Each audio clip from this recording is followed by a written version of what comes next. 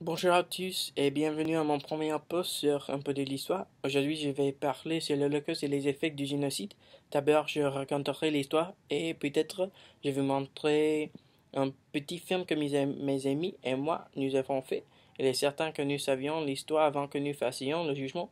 Je ne veux pas dire si la destruction restait injuste, mais plutôt pour étudier pourquoi notre race aurait permis cette acte d'agression.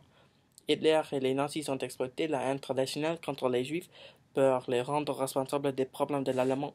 L'économie de l'Allemagne avait été détruite par la perte de la Première Guerre du Monde. La valeur du mark, la devise allemande, a plongé à nouveau niveau, le rendant sans valeur. Les Juifs, blâmés par Hitler pour tous les maux de la société, il est certain qu'ils considèrent leur influence comme une destruction ennuyeux. Euh, il a voulu exterminer la race complète. Il a invoqué des théories soi-disant scientifiques qui prouveraient la supériorité de la race aryenne. D'abord, il a limité les droits civiques. Il a déclaré que seuls les citoyens bénéficieraient des droits civiques. On considérait un citoyen seulement s'il possède de sang allemand. Par conséquent, aucun juif ne considéré comme un citoyen. Dans son livre, Mein Kampf, le chef des nazis a séparé les gens par le sang qui coule dans leur vin. Bien sûr, les substances qui composent le sang des peuples sont identiques en tout. Hitler a souhaité que les têtes de l'économie forceraient le peuple allemand à réfléchir. Beaucoup de personnes avaient peur parce que, en général, les Juifs dans le monde prospéraient.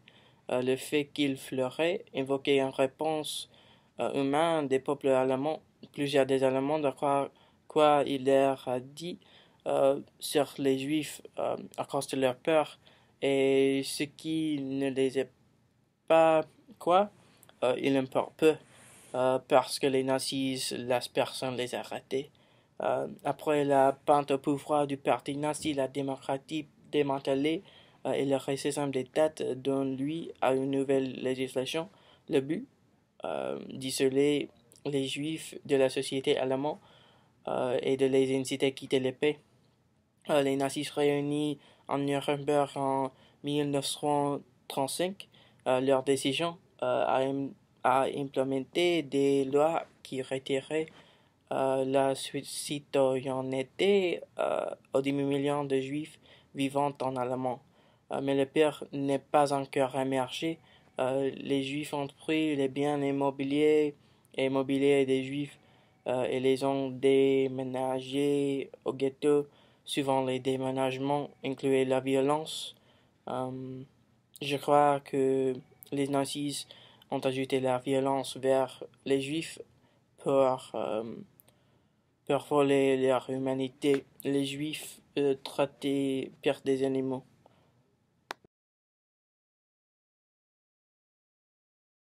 Il est douteux que cette politique de ségrégation a commencé l'étape du plan nazi visant l'éradication des juifs.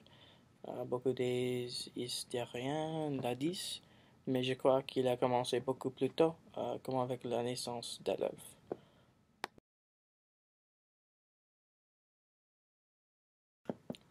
La violence organisée contre les Juifs est devenue légale. Le prétexte fournirait qu'on en apprendra. L'ambassade de l'Allemande à Paris a agi avec le rachat envers un jeune juif polonais. Joseph Goebbels a dénoncé un complot juif contre l'Allemand dans la nuit du 9 au 10 novembre 1938. Les Hitlériens ont fracassé les vitrines des magasins juifs et incendié les synagogues. La nuit des cristal, c'est le moment quand toutes les choses sont devenues sur la haine des juifs par les nazis, mais l'intention à aider l'économie de l'Allemand, n'oubliez pas. Un peu bizarre que la guerre aide les économies tellement, spécialement une économie comme chez l'Allemand, une économie industrielle. L'invasion de Napoléon par la RIC en septembre 1939, je crois, a déclenché la Deuxième Guerre mondiale.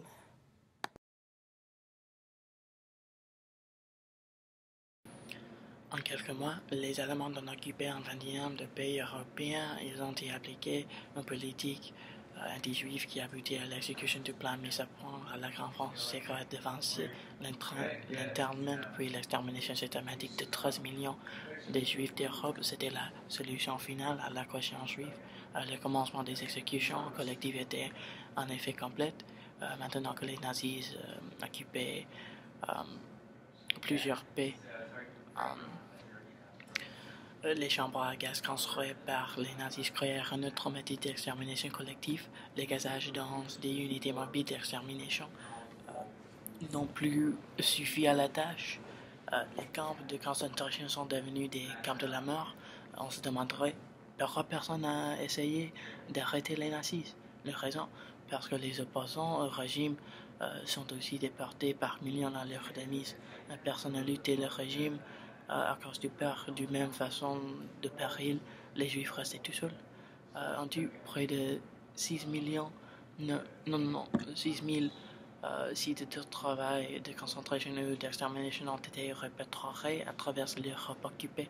Seulement en Pologne, sur 7 millions 500 000 personnes enfermées dans ces camps, environ 6 millions 700 000 ont péri dans des chambres à gaz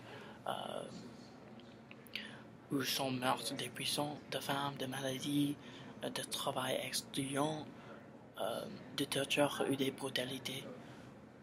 Dans la folie des lois racistes et antisociales, nombre de troupes ont subi la politique purification de l'air. Les Allemands anti-nazis, les asociaux, les criminels, les témoins de Jéhovah, les libéraux, les syndicalistes, les apatrides et aussi les prisonniers politiques.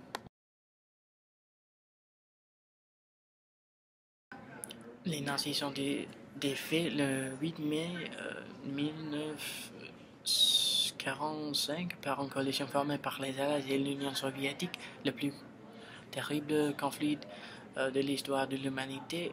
Près de 50 millions d'êtres humains ont péri au cœur de 6 années de cette guerre qui a composé le conflit le plus meurtrier. En un acte de détroit, Adolf Hitler s'est enlevé la vie pour échapper des conséquences le 30 avril 1945.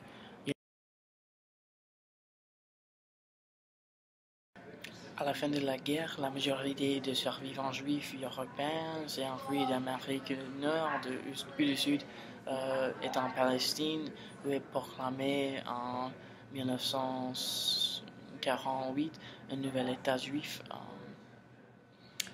Israël. Le septembre 1951, Konrad Adenauer, le chancelier de la République fédérale de l'Allemagne, y a présenté les excuses officielles du peuple allemand pour tous les crimes commis par les nazis, sorti d'une offre de réparation morale et matérielle. Les anciens camps d'extermination en Pologne sont devenus des lieux de pèlerinage et partout dans le monde, de nombreux musées se consacrent au souvenir du génocide juif.